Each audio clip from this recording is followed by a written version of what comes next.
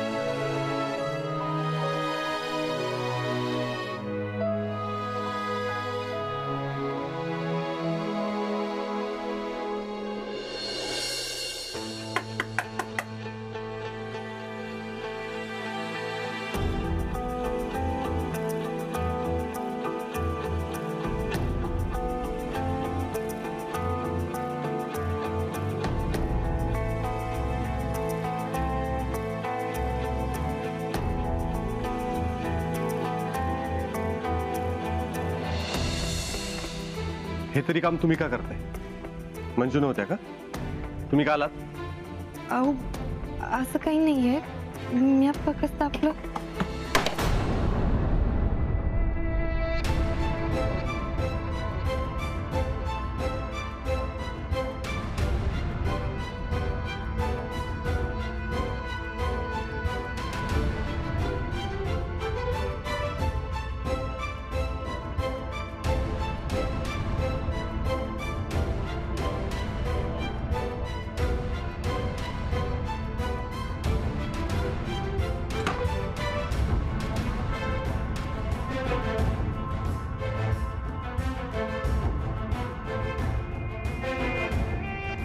काय झालं रडायला? छोट्या बालकांसाठी नाश्ता घेऊन गेले होते, पण त्यांनी तोंडावरच दरवाजा बंद केला. काय? हात बी येऊ दिला नाही ग मंजू. अगं मग परत दरवाजा वाजवायचा ना, तेवढं तर तू करूच शकते ना. रमा, ए रमा. जी? तुम्ही काही महत्वाचं बोलत होतात का? नाही बाईसाहेब. नक्की ना की मला सांगायचं नाहीये? बाईसाहेब अहो, स्वयंपाक काय करायचं तेच ठरवत होतो. बरं बरं, अगं मी गंमत करत होते. इतक्या कावऱ्या बावऱ्या कशाला होत आहे? बरं रमा, मी मुंबईतल्या एका संस्थेशी ऑर्डर बद्दल बोलत होते. तर हा फॉर्म आहे, हा फॉर्म भरून त्यांना द्यायचा आहे. तेव्हा प्रतापशी बोलून घे आणि आजच भरून घे, म्हणजे आपल्याला कामाला लागता येईल. काय ग रमा? हो. फॉर्म भरून घ्यायला जमेल ना? नाही म्हणजे तू काहीच बोलत नाहीयेस म्हणून विचारलं. अहो नाही बाईसाहेब, जमेल मला. बरं, आता हे एवढं काम करून घे आणि नाश्ता झाला असेल तर बाहेरच पाठवून दे. होय. हे घे. रमा अगं, छोटे मालक तुझ्याशी बोलत बी नाहीये आणि आज तर तुझ्या तोंडावर दरवाजा लावून घेतलाय त्यांनी. तू कसं काय हा फॉर्म भरून घेणार आहे? तेच तर कळेना झालंय ना. रमे, तू बाईसाहेबांना समजा सांगून टाक की. नाही नाही, बाईसाहेबांना यातलं काय बी कळतं का म्हणे. उगाच बाईसाहेबांना सांगितलं ना तर छोट्या मालकांना राग येईल. अगं पर आज ना उद्या कळणारच आहे ना. अगं जेव्हा कळायचं तेव्हा कळू दे. पण हे समजा त्यांना आत्ता कळलं ना तर त्यांना लई वाईट वाटेल. नाही, मी बघते काय करायचं ते.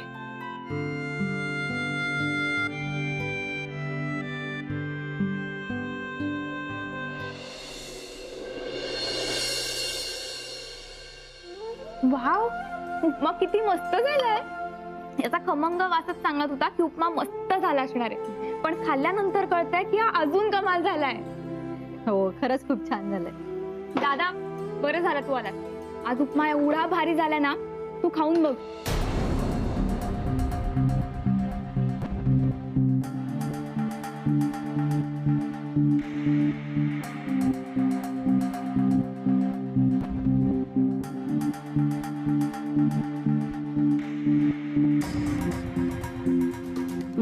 हा रमा, मला तुला सांगायचं होतं, तो ऑर्डर फॉर्म भरून घेतलास ना?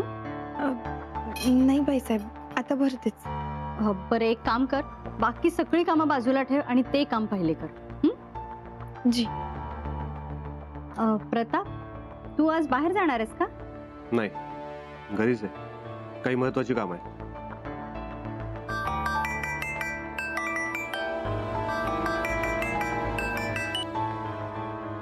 हॅलो. हां, आपल्या गावातल्या आणि तालुक्यातल्या मतदारांचा सर्वे कसं करायचं ना ते मी सांगतो तुम्हाला. आपण काय करूया,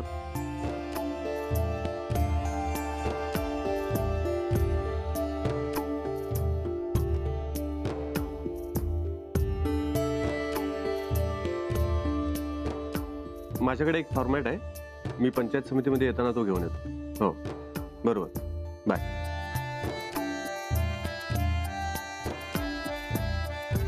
सरला, अगं तू कशी काय आलीस? सिमरनची तब्येत कशी आहे? होय जी, सुमी बरी आहे आता. मला जरा महत्वाचं बोलायचं होतं तुमच्याशी म्हणून आले होते. बरं ठीक आहे, माझ्या रूम मध्ये बसून बोलूया. चल.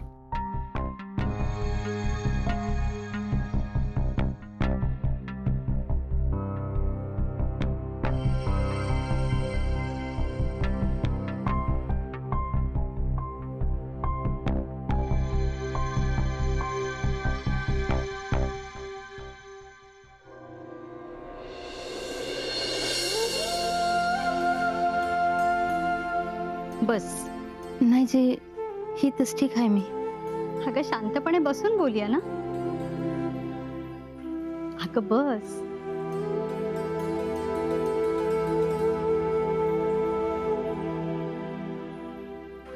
बोल. ते रमाला तासगावचं स्थळ आलं तर सांगितलं होतं ना मी तुम्हाला. त्यांच्याकडनं ना सारखा सांगावा येतोय जी, दाखवण्याचा कार्यक्रम करू. फोनवर त्यांना किती वेळा नाही म्हणून सांगायचं, कारण तरी किती देणार ना. म्हणजे स्थळामध्ये खोट काढण्यासारखं काहीच नाही. पोरगा पण चांगला आहे. एकदा पोराने रमाने एकमेकांना पाहिलं ना तर गोष्टी जरा पुढे तरी सरकतील ना. रमाचं काय म्हणणं आहे या बाबतीत? मी जेव्हा तिला विचारलं ना ते दर वेळेला काही ना काहीतरी कारण सांगते, नाही तर टाळाटाळ करते. मला ना कळना झालं जे तिच्या मनामध्ये काय चाललंय ते.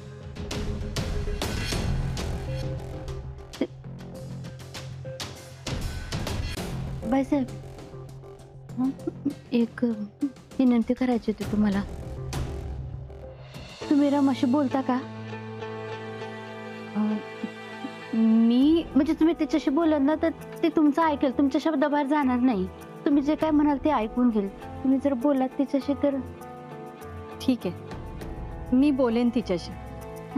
तिच्या मनामध्ये काय आहे हे जाणून घेण्याचा मी पूर्ण प्रयत्न करेन. तुम्ही बोललं तर फार बरं होईल जी. पण कसं आहे ना सरला, लग्न हा आयुष्यातला खूप महत्वाचा निर्णय आहे ग. त्यामुळे तिची इच्छा नसेल ना तर मी तिला आग्रह नाही करणार. तिचा निर्णय तिला घेऊ देत. तुम्ही म्हणाल तसं, पण माझी खात्री आहे रमा तुमच्या शब्दाबाहेर काही जाणार नाही. तुम्ही जे सांगाल ते ऐकेन. माझ्या मनावरचं ओझं उतरलं जे तुम्ही बोलेन असं म्हणलं. येऊ जी मी.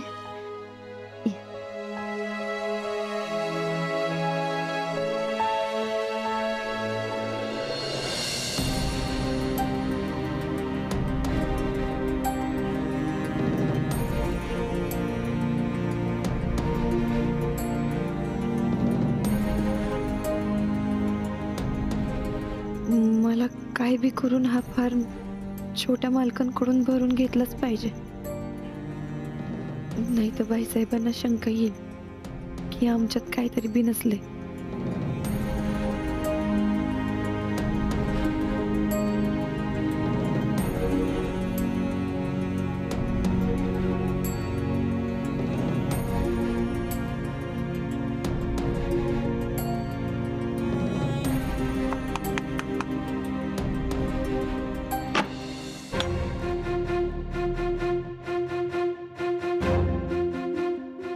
काय काम आहे? रोजगार केंद्राच्या आर्डरीचा फार्म आहे. मग भरून हवंय. मला आता वेळ नाही, नंतर बघू.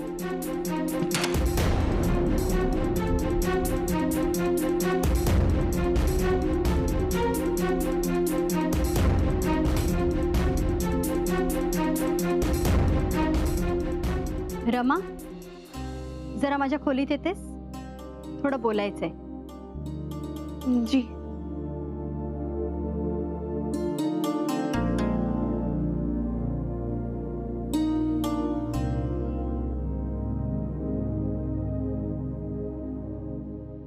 प्रतापनी फॉर्म भरून दिला ना? नाही अजून. त्यांना काहीतरी काम होतं तर नंतर भरून देतो असं म्हणाले. ठीक आहे. काय झालं बाईसाहेब? सरलाला माझ्याशी काय बोलायचं होतं माहितीये? तुला जे तासगावचं स्थळ आलंय ते लोक लग्नासाठी मागे लागले आणि सरलाला असं वाटतंय हे स्थळ तुझ्यासाठी योग्य आणि तू लग्नाला तयार व्हावंस. आणि हे तिने मला सांगितलं तुला विचारायला.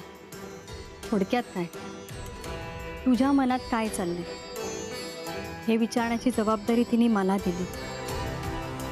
बरं बाईसाहेब, माझ्या मनात काय आहे हे तुम्हाला चांगलंच माहिती आहे. आणि लग्नाबद्दल मी दुसऱ्या कोणाचा बी विचार करत नाही. आता याहून जास्त काय सांगू तुम्हाला? हे बघ रमा, हे जे काही आहे ते तुला सरलाला कधी ना कधीतरी सांगावं लागणारच आहे. कारण जोपर्यंत तू तिला हे सगळं सांगणार नाहीस तोपर्यंत ती तुझ्यासाठी स्थळं बघत राहणार आणि तुला प्रत्येक वेळेला काही ना काहीतरी कारणं द्यावीच लागणार. हे बघ, मला सांगितल्यावरती जसं तुमचं टेन्शन कमी झालं होतं ना, तसंच तिला सांगितल्यावरती पण तुमचं टेन्शन अजून कमी होईल. मामीला आता काय सांगू बाईसाहेब? छोट्या मालकांनी माझ्याशी बोलणं सोडलंय हे सांगू का आता त्यांनी त्यांच्या आयुष्यातूनच मला काढून टाकलंय हे सांगू? काय सांगू?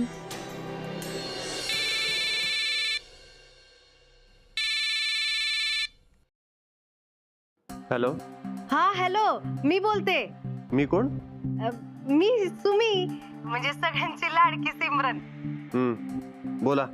अरे रे, कोणी कामाला नाहीये का हो आज तिकडं? नाही, मला फोन उचलायला लागला ना म्हणून बर का.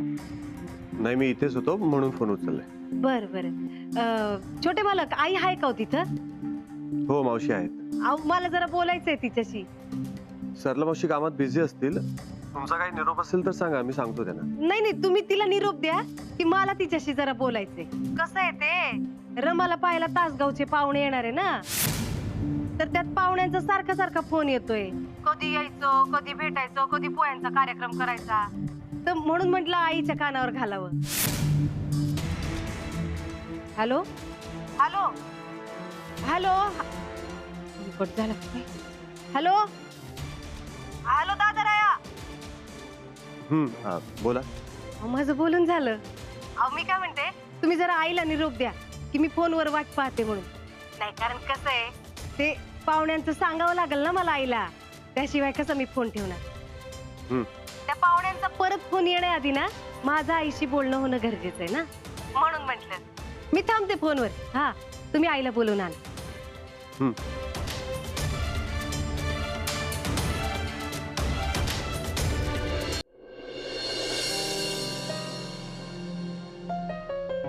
रमा, खरं सांगू का? अगं, या स्थळासाठी खरं तर आग्रह केलाच नसता तुला मी, पण स्वतःहून चालून आले ना समोर स्थळ म्हणून म्हणलं. अगं, आणि कसं आहे ना, पोरावर कसलीच जबाबदारी पण नाहीये. न बहिणीचं लग्न करण्याची जबाबदारी, न स्वतःचं घर बांधण्याची जबाबदारी.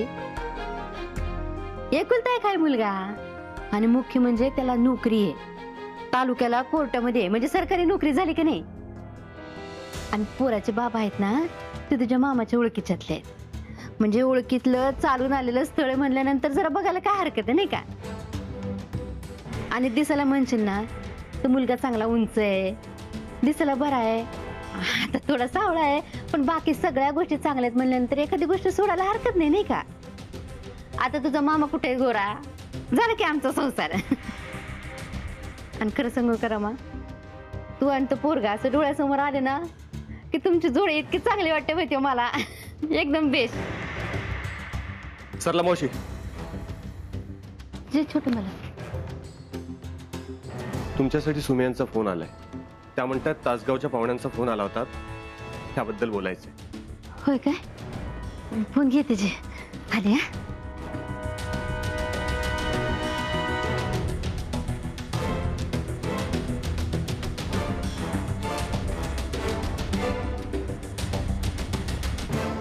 मी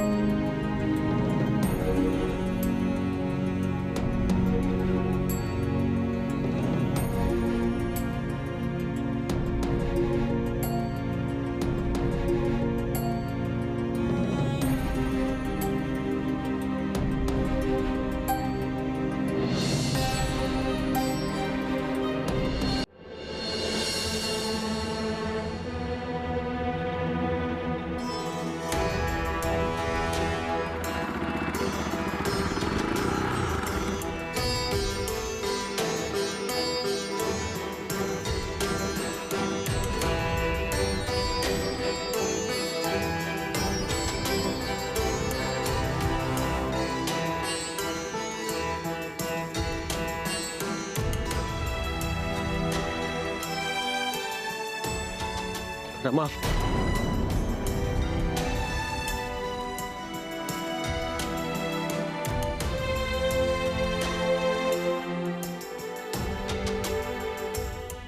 रमा, माझ्याकडे बघा.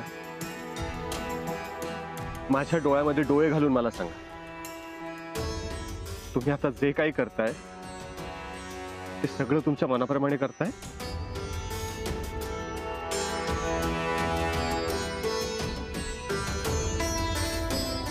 बोला रमा, तुम्ही तासगावच्या मुलाशी लग्न करायला तयार आहात? बोला रमा, रमा बोला.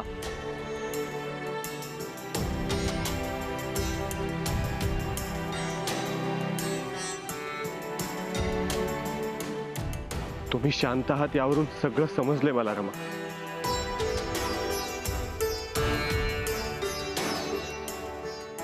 पण मला तुमच्या तोंडून ऐकायचंय. रमा, माझ्याकडे बघा आणि मला खरं खरं सांगा. बोला रमा, रमा बोला. हो छोटे मला, मी होकार दिला या लग्नाला, आणि तो बी मनापासून. मी आता तयार आहे या लग्नासाठी. नाही, तुम्ही खोटं बोलताय. तुम्ही खोटं बोलताय ना रमा. तुम्ही माझी मस्करी करताय रमा. रमा, तुम्ही माझी मस्करी करताय ना? हो नाही छोटे मला, मी आता जे काही बोलले ते समजा खरं आहे. मी मस्करी नाही करत आहे. या लग्नासाठी मी मनापासून तयार आहे.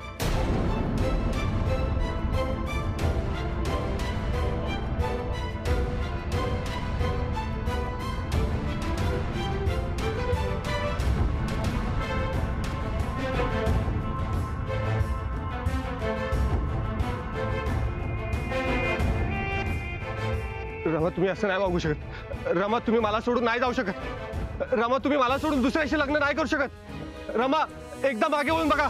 रमा, रमा.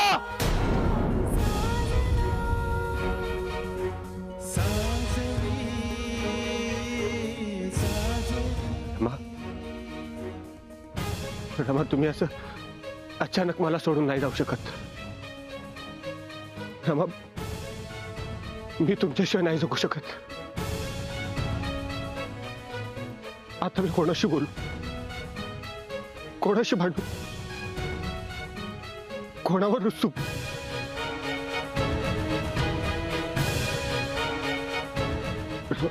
रमा, मला असंही होतंय.